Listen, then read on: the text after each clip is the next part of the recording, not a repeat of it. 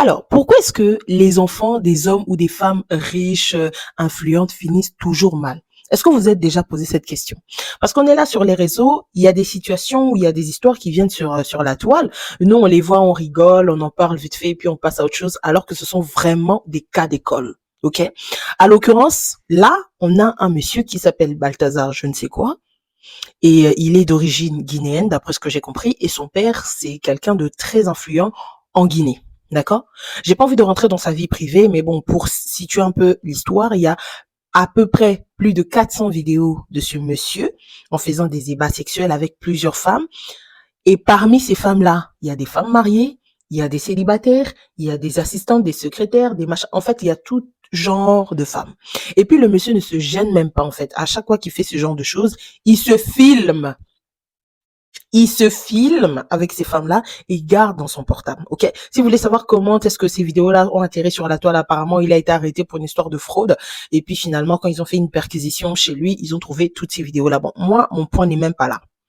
Mon point est au niveau, est-ce que vous avez remarqué le niveau de perversion de ce monsieur? Ça pousse à réfléchir en ce qui concerne l'éducation qu'il a reçue.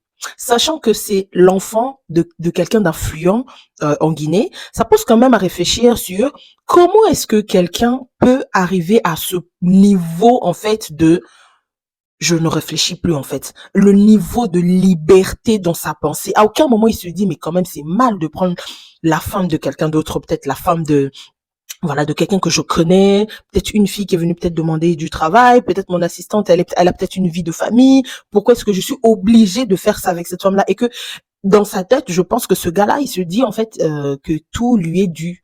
Voilà, que personne ne peut lui résister et que c'est comme ça en fait que les choses doivent se passer parce que il a grandi comme ça. Et j'aimerais ici interpeller les parents à tous les niveaux. Pas seulement les parents des enfants riches, mais à tous les niveaux. Les parents qui sont tellement focalisés dans leur travail, parce que oui, voilà, il faut joindre les deux bouts, il faut travailler, il faut travailler. Là aussi, les mamans, il faut travailler. Une femme, le premier mari de la femme, c'est son travail, c'est son travail, c'est le travail. Mes chéris, ressaisissons-nous parce que on a la vie de nos enfants à bâtir. Pendant que toi, tu prends ton travail, tu mets le travail comme si c'était ton mari, comme si c'était ton Dieu, comme si c'était ton tout. Tu risques de passer à côté de l'éducation de tes enfants. Parce qu'en regardant ce monsieur-là, ça se voit qu'il n'a pas vraiment été élevé avec les parents, vraiment qui étaient attentifs à sa vie. C'est souvent comme ça les hommes riches. Papa, il travaille, il est dans ses valvales. Et puis quand il a un petit temps libre, il va chercher les chisas, les femmes dehors, tout ça, tout ça.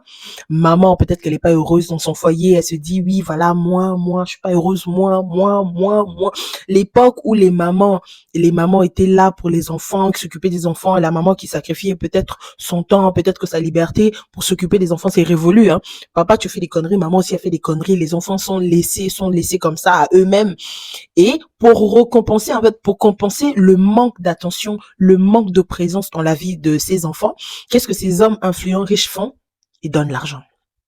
Ils décaissent. Tiens, achète ça. Tiens, fais ci. Tiens, fais là. Du coup, non seulement les enfants grandissent sans éducation réelle, sans la présence parentale, ils n'ont pas de frein parce qu'on leur a jamais presque dit de que ça c'est mauvais, ça c'est... Non, en fait, tout leur est permis. Donc, l'enfant grandit avec ça. Et puis il grandit avec le fait que bah, l'argent, en fait, c'est pas un problème. À tout moment, s'il a envie d'avoir de l'argent, il va en avoir. Parce que le parent ne veut pas trop contraindre l'enfant. Parce qu'il se dit, bon, déjà, je suis pas très présent.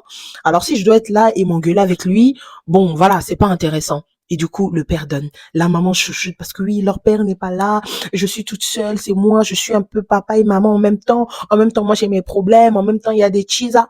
Encore là, si on a la chance. Si on n'a pas la chance, c'est la dame qui va aller, elle délaisse ses enfants, elle va aller se battre avec les chisas à gauche, à droite, nanani, nanana. Ou encore, elle va passer de tel mariage à tel mariage, de tel mariage à tel mariage, de tel mariage. Et les enfants sont abandonnés à leur sort, en fait. Et l'enfant grandit dans une atmosphère comme ça. Quand il est grand, il a une femme, j'ai vu sa femme, avec des beaux enfants, des magnifiques enfants. À regarder leur carte de famille, tu peux pas imaginer qu'un gars comme ça pouvait avoir un background tellement mauvais, tellement puant. Mais vraiment, tu peux pas comprendre en fait. Tu peux pas imaginer ça. Mais la source, l'éducation. Est-ce que les parents étaient là? Est-ce que les parents ont regardé? Moi, j'aime, hein, on a quelqu'un qui est très riche dans notre communauté, en tout cas que je connais très bien. Lui, il a laissé ses enfants hein, très riches. Hein. Quand je vous dis riche, riche, très, très, en euros, s'il vous plaît. Il a laissé ses fils travailler au McDo. Il a laissé ses fils aller travailler dans les livreurs de pizza en France. Il a dit, moi, j'ai travaillé pour avoir mon argent. Oui. Pendant un temps, il s'occupait d'eux, il leur donnait un peu d'argent de poche. Puis à un moment donné, il a dit, j'arrête tout. Celui qui veut de l'argent, il n'a qu'à aller travailler. Et aujourd'hui, ce sont des hommes bien établis, mariés, posés, parce qu'ils connaissent la valeur de l'argent. Ils ont eu un père qui était là. Dès qu'il entendait que tel enfant, il va tout abandonner, il va prendre son billet d'avion, il va revenir en France pour sévir l'enfant, pour être là, pour encadrer. Des fois, il faisait, même si c'est quelqu'un de très occupé, il est toujours là en termes d'éducation. Et c'est important ce genre d'histoire parce que ça nous pousse aussi à nous regarder. Nous, on est là, oui, Balthazar, franchement, c'est nanana. Mais toi, H24, tu travailles. H24. Moi, je connais des grandes sœurs ici. Elle a un travail de jour, elle a un travail de nuit, elle a un travail du week-end. Yaya, tu as des enfants, garçons et filles. Quand est-ce que tu vas t'en occuper?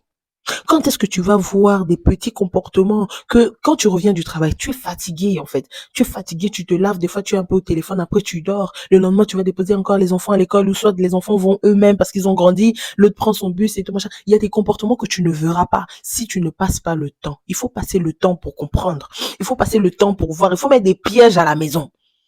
Tu mets une caméra pour écouter les conversations, les ceci. Fais-le, c'est pour le bien de tes enfants. Parce que regardez aujourd'hui, un seul enfant gâche la réputation que son père a construite depuis des années.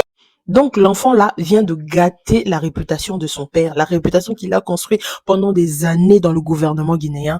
Pourquoi? Parce que l'éducation. L'éducation. Ce monsieur-là, Balthazar, je sais même pas comment il va se sortir. Bon, on est en Afrique, hein, on va parler comme ça. Il a été arrêté pour fraude, corruption. Mon cher, il va même pas durer dans la prison, là. Le jour même où ils vont le sortir, vous saurez même pas, on est en Afrique. Mais que nous autres, que ça nous serve de leçon, cette histoire. Éduquons nos enfants. Je cherche l'argent, je me bats pour donner un avenir meilleur et tout. Ok, parfois, tu sais, les enfants n'ont pas forcément que besoin d'argent.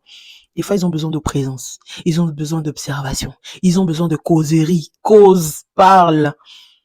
Va les déposer aux anniversaires, participe à l'école, participe à certaines choses. Des fois, moi, j'ai pas envie d'aller à l'histoire de l'école, là, et tout, mais bon, c'est pas grave, je prépare quand même le gâteau et tout, j'y vais, je m'assois, je regarde, il me présente son meilleur ami, il me présente, ah, d'accord, tu comprends le raisonnement de ton enfant, tu comprends la psychologie. Tout n'est pas que argent, argent, argent. Même les femmes aujourd'hui, l'éducation des enfants, ça ne regarde pas. Nous, c'est l'argent, c'est l'argent, l'argent, l'argent. Et voilà comment on passe à côté de l'éducation de nos enfants. Il faudrait se dire une chose. Tu peux avoir tout l'or que tu veux. L'argent, la richesse, l'influence.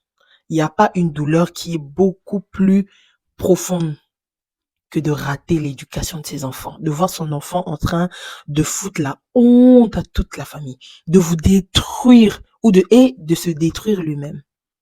Revoyons nos comportements. L'argent ne fait pas tout. J'insiste.